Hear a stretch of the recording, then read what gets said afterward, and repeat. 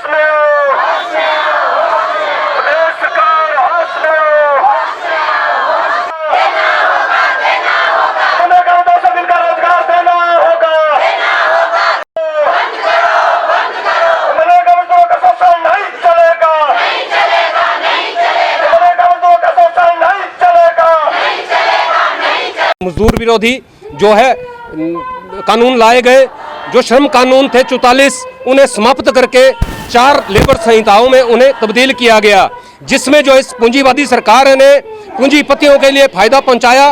मजदूरों को जो है 8 घंटे जो काम करते थे वो 12 घंटे निश्चित किए गए कि 12 घंटे मजदूर काम करेगा, दिहाड़ी वही जो मिलती है, दिहाड़ी नहीं बढ़ेगी। नहीं तो 12 घंटे का 4 घंटे का ओवर टाइम मिलता था, वो डबल दिहाड़ी बनती थी। लेकिन अब क्या 12 घंटे काम करेंगे, वो दिहाड़ी वही मिलेगी जो 8 घंटे वाली मिलेगी।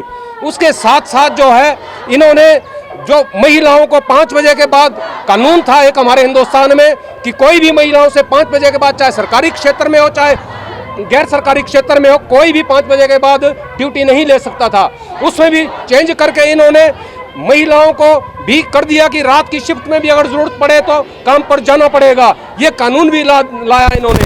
इसलिए पता लगता है कि ये सरकार जो है मजदूर विरोधी, किसान विरोधी, बेरोजगार विरोधी, आम जन विरोधी सरकार है। इसलिए ये लूट रही है जनता को, टैक्स लगा कर लूट रही है।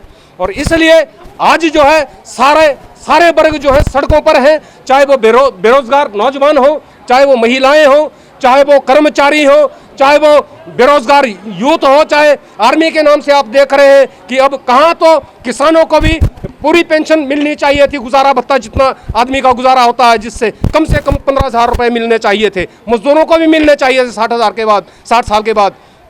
लेकिन छोटे दुकानदारों को भी मिलने चाहिए थे, परंतु इन्होंने जो है कर्मचारियों की पेंशनें खत्म कर दी। इसलिए कर्मचारी भी सड़कों पर आया है, सड़कों पर उतर रहा है, सरकार के खिलाफ जो है मुखर होकर अपनी आवाज उठा रहा है।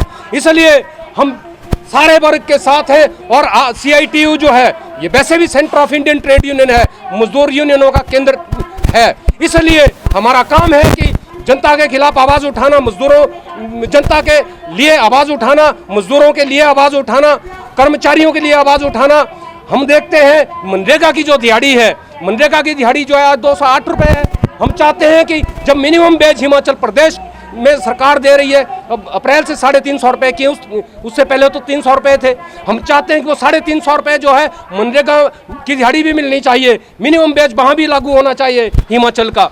और साथ में जो है 100 दिन का रोजगार मनरेगा का सबको मिलना चाहिए, परंतु ये सरकार नहीं कर रही है। मनरेगा के बजट में कटौती की गई, 25% कटौती की गई, 25% से ऊपर कटौती की गई।